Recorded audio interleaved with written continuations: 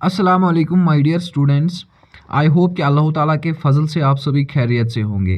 आज इस लेक्चर में हम डिस्कस करेंगे कॉन्फ्लिक्ट के बारे में, यानी कि कॉन्फ्लिक्ट किसे कहते हैं, उसकी डेफिनेशन, उसका थोड़ा सा कंसेप्ट हम पढ़ेंगे। देन उसके टाइप्स हम जानेंगे, इसमें कौन कौन से टाइप्स होते हैं और कौन से ऐसे कॉजेज़ हैं जिनकी वजह से कॉन्फ्लिक्ट्स होते हैं बिटवीन ग्रुप्स, बिटवीन इंडिविजुअल्स और कंट्रीज़। तो चलिए स्टार्ट करते हैं। फर्स्ट अगर हम इसकी डेफिनेशन देखें तो ये एक ऐसा स्टेट होता है, यानी कि it's not that particular state, it is state, यानी कि स्टेट ऑफ बीइंग। ये एक ऐसी सिचुएशन होती है जिसमें क्या होता है कि दो इंडिविजुअल्स, दो ग्रुप्स, दो कम्युनिटी और हम बोलेंगे सेवरल ग्रुप्स के बीच में भी एक कॉन्फ्लिक्ट अराइज होता है, यानी कि ऑन बिहाफ ऑफ रिसोर्सेज, किसी के पास रिसोर्सेज कम होते हैं, किसी के पास ज़्यादा, तो उनके बीच में एक वार होता है, यानी कि सिविल वार होता है उनके बीच में। उसको हम कॉन्फ्लिक्ट्स बोलते हैं, यानी कि कोई ऐसा एक्शन अराइज होता है जिसकी वजह से उनके आपस के बीच में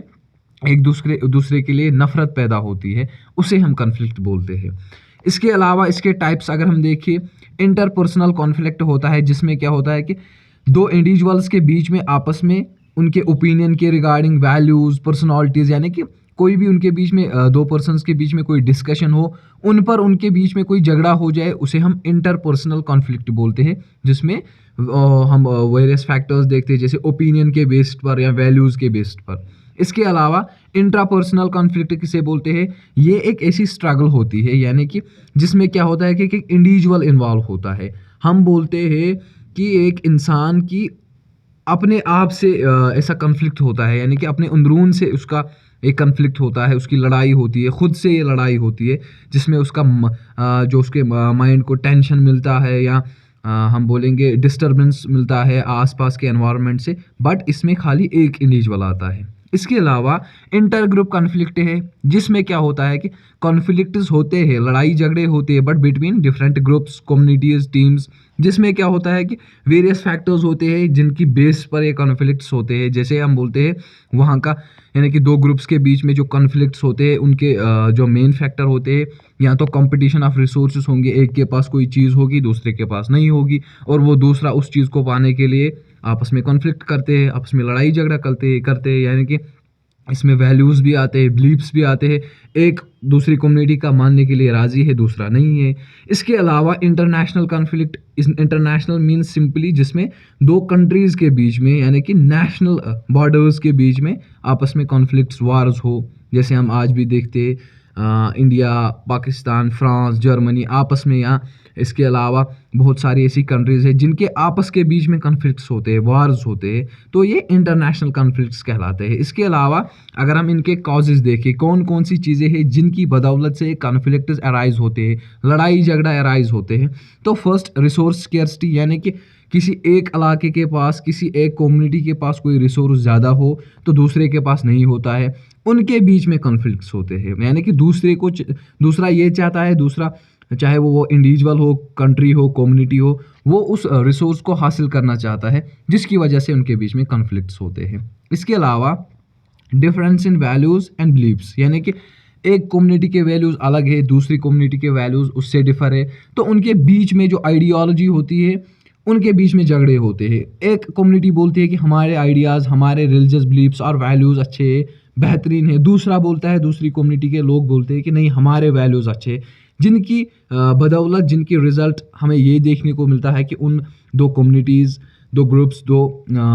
हम बोलेंगे कंट्रीज़ के बीच में कॉन्फ्लिक्ट्स अराइज होते हैं। इसके अलावा पावर इम्बैलेंसेस, यानी कि अगर हम देखते हैं कि अनइक्वल डिस्ट्रीब्यूशन ऑफ पावर होता है विद इन सोसाइटी, जो रिच पर्सन होता है उसे ज़्यादा पावर्स दिए जाते हैं, ज़्यादा राइट्स दिए जाते हैं इंस्टेड ऑफ जो पुअर पीपल होते हैं, जिसकी वजह से क्या होता है कि कॉन्फ्लिक्ट्स अराइज होते हैं, जिसकी वजह से उनके बीच में झगड़े होते हैं। यानी कि जो उनके नीचे जो लो क्लास पीपल होते हैं वो उनके साथ झगड़ा करना स्टार्ट करते हैं कि नहीं, इनके पास पावर्स है, हमें नहीं दिए गए, हमारे पास राइट्स नहीं है, तो इसकी वजह से भी कॉन्फ्लिक्ट्स अराइज होते हैं। पुअर कम्युनिकेशन भी एक फैक्टर है इसका, यानी कि अगर हम देखते हैं मिसअंडरस्टैंडिंग या लेक ऑफ इफेक्टिव कम्युनिकेशन, इसकी वजह से भी कॉन्फ्लिक्ट्स होते हैं। यानी कि कोई पर्सन, कोई कम्युनिटी कोई ऐसी बात बोलती है, जैसे अगर हम आज देखते हैं कि जो नॉन मुस्लिम से अगर वो इस्लामिक रिलीजन के ख़िलाफ़ कोई बात बोलते हैं, या उनकी ओपिनियन के अंडर अगर वो बात सही भी हो लेकिन हमें वो ठीक से समझ में ना आए, तो उस चीज़ को हम मिसअंडरस्टैंडिंग बोलते हैं, और जिसकी वजह से क्या होता है कि हमारे और उनके बीच में कॉन्फ्लिक्ट्स होते हैं, लड़ाई झगड़े होते हैं। इसके अलावा सोशल इनइक्वालिटी, यानी कि अगर हम देखें सोशल स्टेटस इनइक्वली डिस्ट्रीब्यूट होता है, यानी कि हाई क्लास, लो क्लास, मिडिल क्लास, इस तरह के बहुत सारे क्लासेस जब सोसाइटी में होते हैं तो उनकी वजह से भी कॉन्फ्लिक्ट्स होते हैं। जैसे हाई क्लास पीपल को यानी रिच पीपल को ज़्यादा अहमियत मिलती है सोसाइटी में, वाइल एज जो पुअर पीपल है उनको बहुत ही ज़्यादा कम वहाँ पर रेस्पेक्ट मिलती है, जिसकी वजह से क्या होता है कि कॉन्फ्लिक्ट्स अराइज होते हैं। इसके अलावा हिस्टोरिकल ग्रीवेंसेस, यानी कि अगर हम देखें कोई ऐसा पुअर कम्युनिटी, कोई ऐसी पुअर